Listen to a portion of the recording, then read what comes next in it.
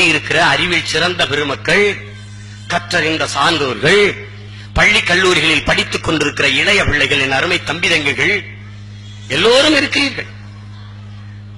எமது மொழியில் இருந்து, எமது இனத்தில் இருந்து பிரிந்து சென்ற எமது சேரப்பாட்டனின் பிள்ளைகள் மலையாளிக்கு தனது புத்தாண்டு எது என்று தெரிகிறது.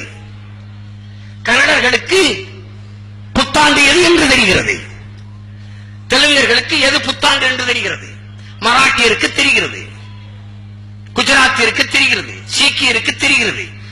உலகத்தில் எல்லா நாடுகளிலும் வாழ்கிற அந்தந்த மொழிவழி தேசிய இனங்களுக்கு தனது இனத்தின் புத்தாண்டு எது என்று தெரிகிறது. ஆனால் 50,000 ஆண்டுகளுக்கு மூத்த ஒரு பெருமைமிக்க தமிழர் என்கிற தேசிய இனத்திற்கு எது புத்த ஆண்டு, தன் இனத்திற்கான தொடக்க ஆண்டு, புது ஆண்டு எது என்றே தெரியவில்லையே. இந்த அவலம் உலகத்தில் எவ்வளவு கொடுமையானது. ஐயா கலைஞர் அவர்கள் தை 1ஆம் தேதியே தமிழர் புத்தாண்டு என்கிறார்கள். இதற்கு நிறைய அறிஞர்கள் ஆய்வு செய்து சொல்கிறார்கள் என்கிறார்கள். அம்மையார் ஜெயலலிதா அவர்கள் சித்திரை 1 தமிழர் புத்தாண்டு என்கிறார்கள். சொல்லுகிறவர் 2 பேரும் தமிழர் அல்லாதவராக இருக்கிறார்கள். தமிழர் ஆண்டை தீர்மானிப்பவர்கள் யார் என்றே தெரியவில்லை. தட்டுக்கட்டு தரிகட்டு நிற்கிறது. தகப்பன் இல்லாத ஒரு வீடு எப்படி நாதியற்று நடுத்தருவில் நிற்குமோ அப்படி தலைவன் இல்லாத இனமும் நாடும் அதே போலதான் தட்டுக்கட்டு தெருவிலே நிற்கும். அப்படி எனது இனம் நிற்கிறது. தை முதல் நாள் தமிழர் புத்தாண்டா, சித்திரை முதல் நாள் தமிழர் புத்தாண்டா என்று தெரியவில்லை. எனது புத்தாண்டை வகுக்கிற, தீர்மானிக்கிற ஒரு தலைவன் எமக்கு இல்லை இந்த நிலத்திலே.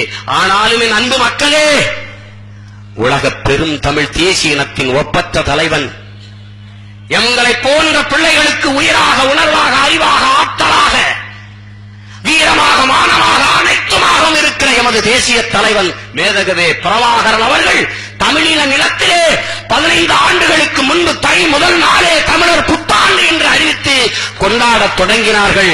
அதனால் நாங்கள் உறுதியாக நிற்கிறோம். தமிழர் தேசிய திருநாள், தமிழரின் புத்தாண்டு தை முதல் நாளே என்று நாங்கள் அதை கொண்டாடுகிறோம். எனவே தமிழரின் தேசிய பண்டிகை, தமிழரின் புத்தாண்டு தை முதல் நாள். தமிழர்களுக்கென்று ஒரு பண்டிகை இருக்கின்றால் அது தை பொங்கல். அதைத்தான் நாம் எழுச்சியும் புரட்சியும் மகிழ்ச்சியும் நிகழ்ச்சியுமாக கொண்டாட வேண்டும். அதை விட்டுட்டு தீபாவளி கொண்டாடுறது, ஜனவரி 1ஆம் தேதியே ஹாப்பி நியூ இயர் என்று சொல்வது, தெருவில் பீரை குடிச்சிட்டு போத்தல அங்கேயே போட்டு உடைக்கிறது, இதெல்லாம் 4-5 வருஷத்துக்குள்ள முடிச்சுக்கிறணும்.